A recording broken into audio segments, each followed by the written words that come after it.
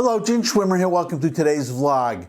Today might be a short one because I have to rush off to something, but I want to pick up on what I was talking about yesterday because there's been a new development. I was talking about Dr. Fauci. What I was talking about specifically was his own admission that he had lied to the American people, and I assume to President Trump about masks and, well, saying first we didn't need them and then we need them, and most recently about his estimate or his guesstimate of the number of people who would have to be, the implication that he made was inoculated to not have to wear these stupid masks anymore. In other words, herd immunity.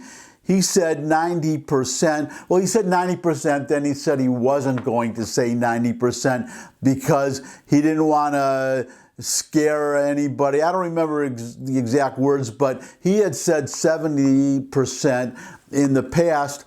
The whole point is, as I pointed out yesterday, is that he lied. He underplayed, provided wrong information about masks and about especially herd immunity, the percentage of us who would have to be immune through, he implied, again, inoculations through this vaccine in order for life to start to get back to normal. He had lied about what that percentage would be because he didn't think the American people were ready to hear the truth. He admitted that he was going partly by science, but also partly, and I would say mostly, by polls, looking at opinion polls and just deciding what he thought the people of the United States and the President of the United States should know. I said yesterday on that basis alone that Trump should fire Fauci immediately, if not sooner,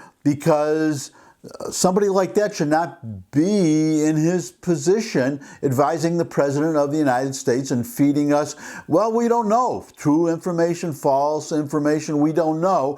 I understand fully, and this is what I'm getting at today, that in a very short time, if things go on as it looks they will, that Trump will no longer be president, that he could fire Fauci now, but after January 20th, Biden could rehire him. And in fact, he has already asked Fauci to stay on, and Fauci has accepted.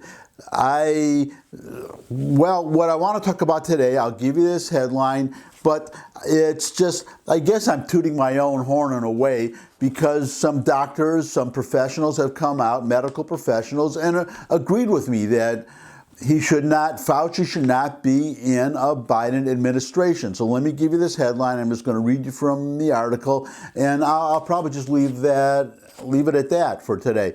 So here's a headline: Trust Science?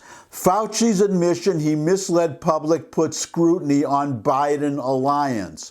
Joe Biden's decision to hold over Dr. Anthony Fauci and his administration as his chief medical advisor as a symbol of his commitment to, quote, trust science, unquote, is coming under new scrutiny following Fauci's recent admission that he altered public scientific estimates based on opinion polls.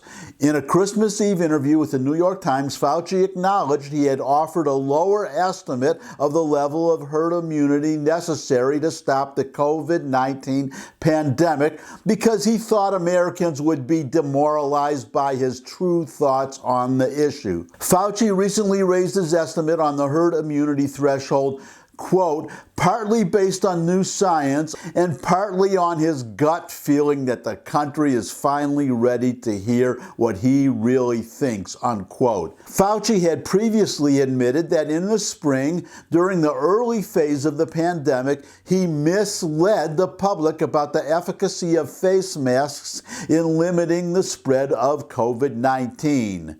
Jay Bhattacharya, I hope I'm pronouncing that right, sounds like an Indian name. Anyways, Jay Bhattacharya is a professor of medicine at Stanford University. Here's what he said about Dr. Fauci, quote, Dr. Fauci's apparent willingness to mislead the public in support of his preferred policy objective should disqualify him from providing public policy advice in any official capacity.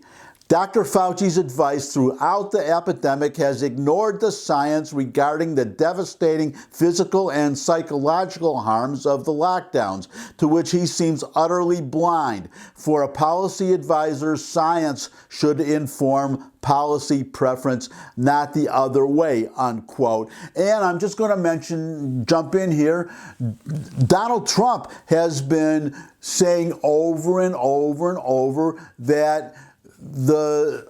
Fauci and people of his ilk are ignoring the harmful effects of these lockdowns and all these coronavirus measures. Increased drug use, suicides. I would attribute some crime. I would attribute some of these riots. Part of it is of course not. I mean, the riots, I think, mostly are just from anarchists, people who hate this country. But I also think that the intensity could have been partly a factor of plain old cabin fever, people locked up inside in their homes and not being able to go out to restaurants, having to wear masks all the time, and just getting to be too much for them. I don't know how much of a factor that is, but I think it's partly a factor. But the point is that Dr. Fauci and people like him and, our liberal friends, they ignore all this. They just talk about the necessity to wear these masks and to restrict our activities.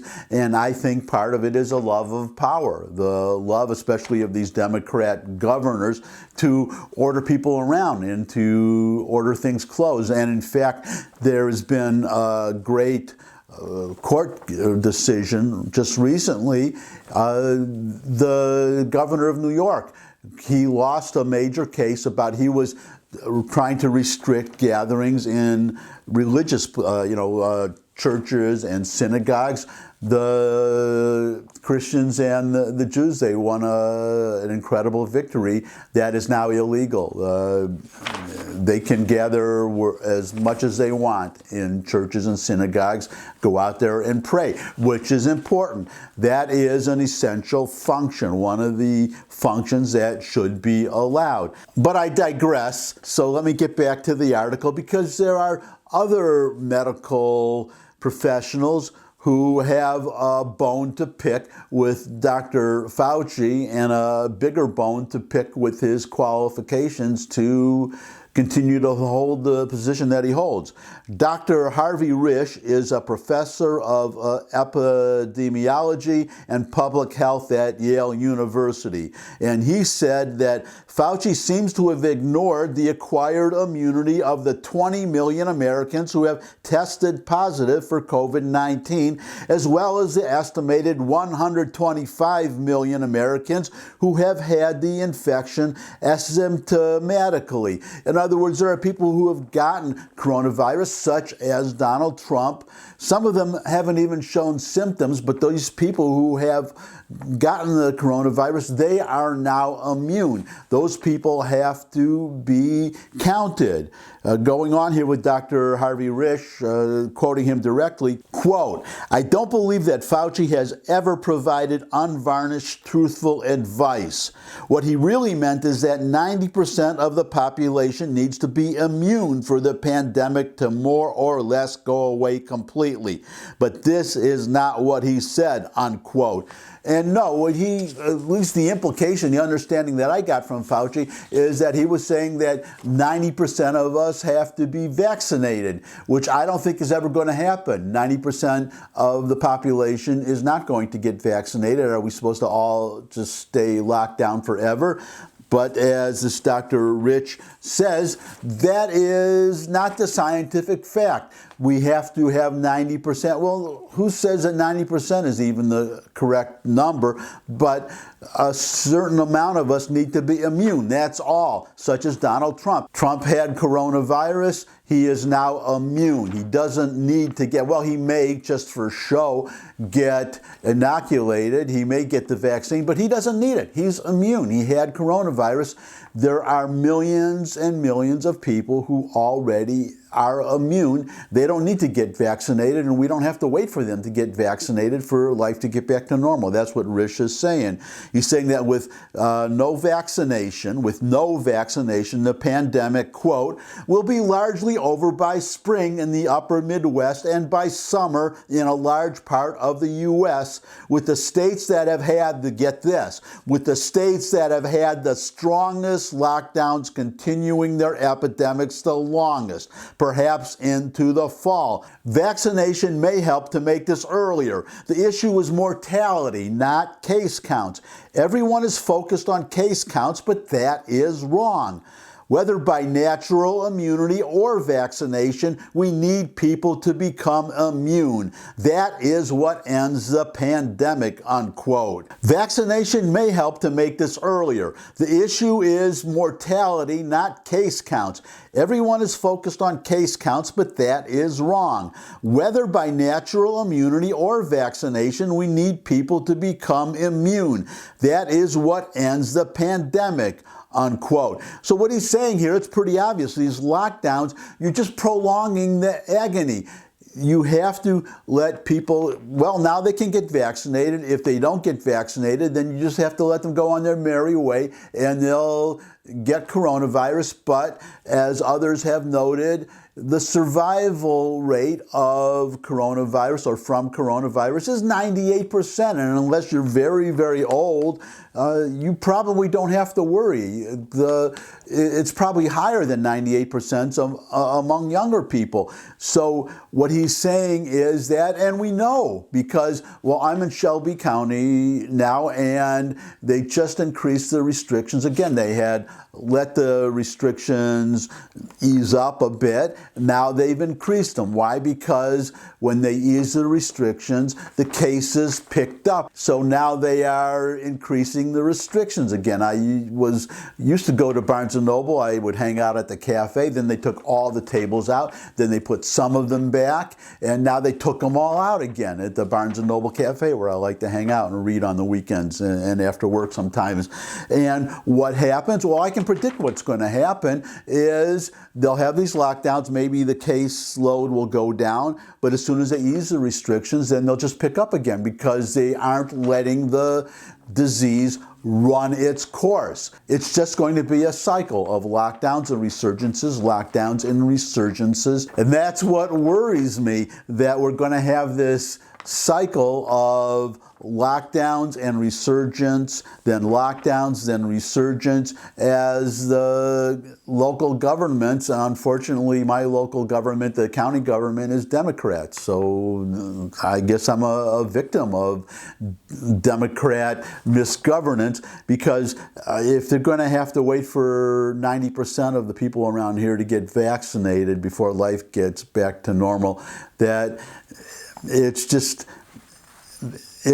wrong. And I'm digressing again, so let me get back to Fauci here, finish up this article. Fauci's New York Times interview drew a scathing rejoinder from Representative Andy Biggs, Republican of Arizona, who tweeted, quote, "Almost everything Fauci has said this year has been exaggerated, misleading, and or flat out wrong. He is not to be trusted under any circumstances. Americans must reject his doctrine of destruction before his fantasies lead to the end of our freedoms," unquote. Amen. And I don't trust him, and I reject his doctrine. I invite all of you to join me and to tell your friends to join us. I also invite all of you to give me a thumbs up if you like this video. Share with anybody you think would also like the video. Got any comments? Comment section below the video where you can also ask questions, suggest future topics. You could subscribe to my channel. I love getting new subscribers. And I just learned today, as I'm recording this, just before I recorded this, I have 99 subscribers. So I just need one more, and then I'm going to have the magic number of 100 subscribers. Somebody said a long time ago that the first 100 subscribers is the hardest, and then after that it gets easier. Well, I want to find out. So if just one more of you could subscribe, that would really be great. And then you could go listen to my music channel. I have a separate music channel where I put out original music. I'm going to have another new song pretty soon. And what's left? Oh, well, the link to the music channel is in the description. And then finally, I just appreciate the time that you spend with me, and I hope you spend more time with me. I look forward to seeing all of you again, and until I do see all of you again, bye.